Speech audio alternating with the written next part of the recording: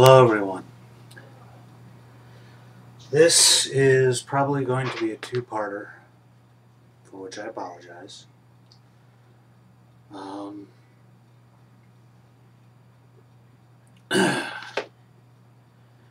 I'm going to do it in single takes, just go as far as I can, wait for the alarm to go off, upload that and record the rest of it. I don't know. You'll see. Basically, with all the fiascos that are going on, I'm getting little hints that I'm being a little too serious about stuff, or alternately have a really great attitude about stuff.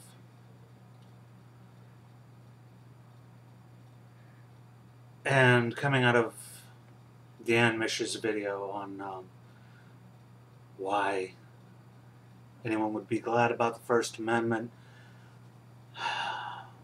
another video I'll link in the sidebar about what would you kill for, and Abby Normal's video, what would you,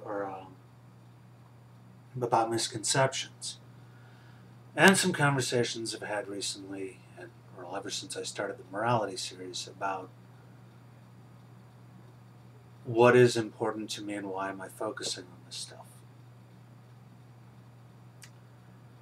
And really 90% of the stuff that goes on, the cracker stuff, the Gary Do Not God stuff, all that, it's not important to me at all. And in trying to describe why and put things in context, I pretty much had to come down to a moment in my life I could describe in a video. Unfortunately, most of the moments in my life that fit the bill are either not for polite company, or are very disturbing, or very difficult to understand for someone who wasn't there. But there's one that I'd like to share with you, if only because it will provide a good basis for understanding where I'm coming from. And when I say I would like to share it with you, I mean it about as much as I would like to floss my nose with barbed wire. But the need to try and make myself understood,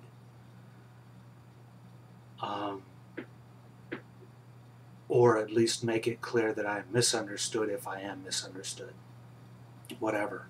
I don't know what y'all are thinking. I'm just trying to be clear.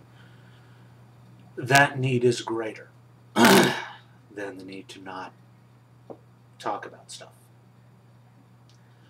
So,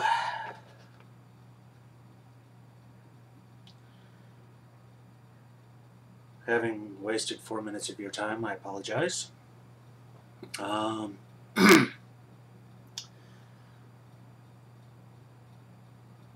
few years back, a little more than that, I was living in a rather interesting neighborhood. One that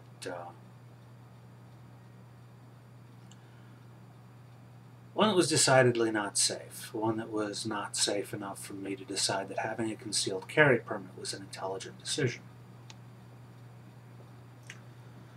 For those of you outside the United States, the state I live in is a right-to-carry state, which means that within 45 days of the date you apply for a permit to carry a concealed weapon, specifically a handgun, if there is not a reason, such as mental incapacity, criminal record, that sort of thing,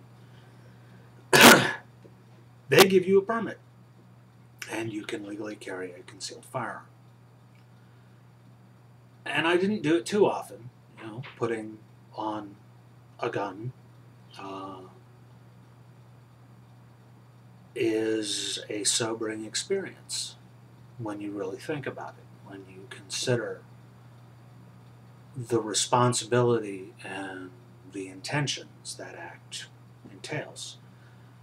I've had a weapon removed from me by a police officer twice, and it's not a pleasant feeling, even though everything was fine. They were just making sure that at the time I had hair down to my belt, that the scary-looking guy, you know, was not a threat to the peace and good order of the neighborhood, what little of it there was where I was living.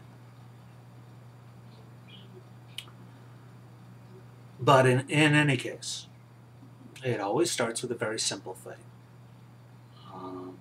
When I say it, I mean exciting moments in your life. And I had run out of cigarettes, and it was about 11 o'clock on a Saturday evening. And so I'm thinking, store's about a third of a mile away. It's a short walk. Nothing.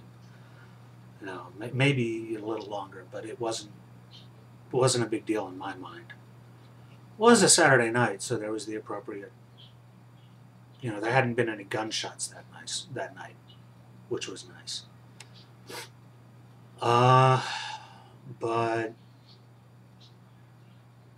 so I decided, all right, I got a bad feeling, but I really want some cigarettes, so I will go, put on the shoulder holster, the black leather jacket that I can hide half of a store in it if I wanted to. As small as I am, it was that's the easiest place for me to carry. And considering that the pistol is a .45, that tells you something about the jacket. Anyhow, really don't want to talk about this.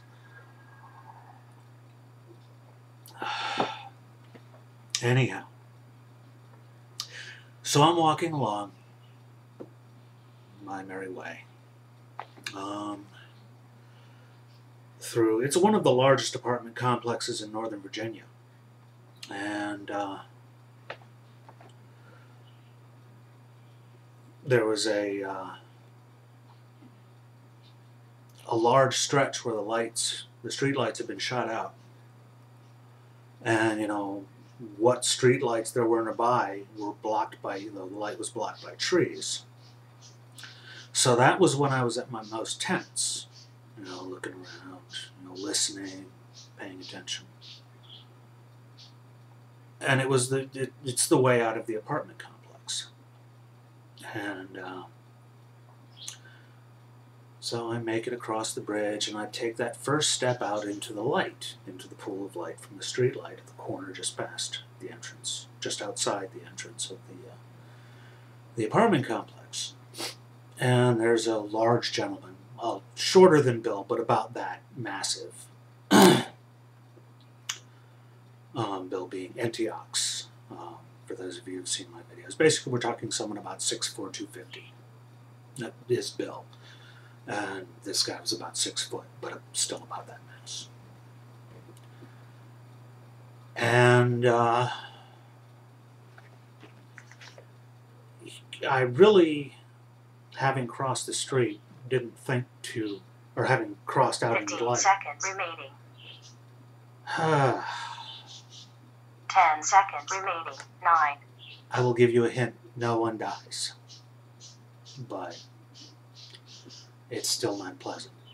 And we'll go on to the second part. Thank you for your patience.